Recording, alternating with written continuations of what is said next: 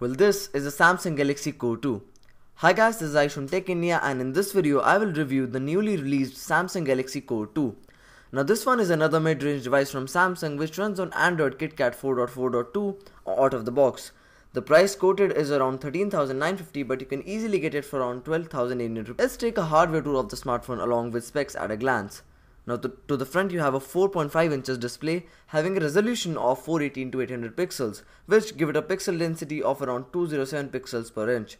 You also have a traditional Samsung home button along with two capacitive touch buttons. To the top you have a 3.5mm audio jack, and to the bottom you have a micro USB port. To the left you have the volume rockers, and to the right you have the power button, which is placed very right. Now the internals support a 1.2 GHz quad-core processor and 768 MB of RAM, and with 4GB ROM and expansion to 32GB, and it may not cause any issue in the normal usage but may create some problem while playing heavy games, because with only 2.1GB storage as internal space after software and other tweaks, as well as no other option for installing apps on the SD card, this phone just becomes a piece of shit for gaming. Also, there is some delay while dropping the notification center, so overall I would say the performance is average on this phone. Now the moment you boot of the device, you will see the new TouchWiz UI.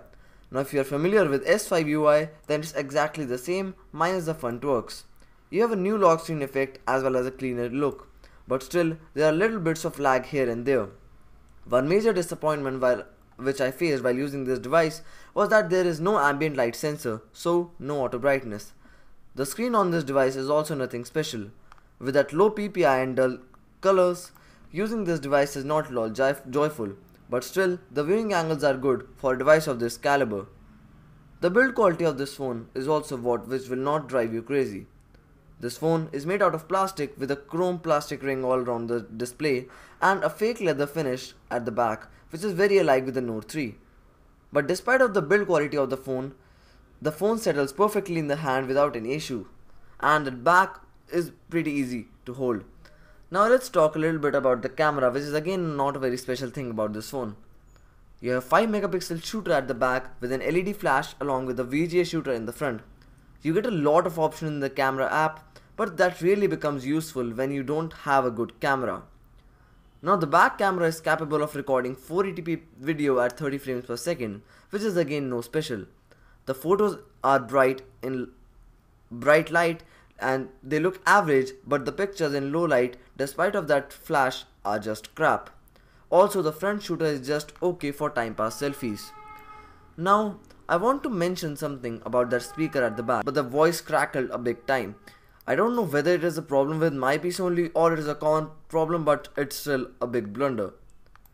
Now with my experience from reviewing Samsung phones, call quality of every Samsung phone is top notch, and this is no exception. But attending calls via loudspeaker is pretty difficult because of that crap speaker. Now with this phone you also get 14 different regional languages, which is again a nice move from Samsung. Now if you talk about the battery life on this phone is average too. I charged it full in the morning and it lasted about 8 in the evening with medium to heavy usage. Now that's enough for a smartphone of today's world, but still it may be less as compared to other phones in the market. Now let's just wrap up the review. I would say that this is again a big mistake by Samsung. With phones like Moto G and Xiaomi Mi 3 in the market, with nothing much special in the smartphone, this phone just becomes a waste of money. Well, I suggest you take a look at better alternatives which are available in the market.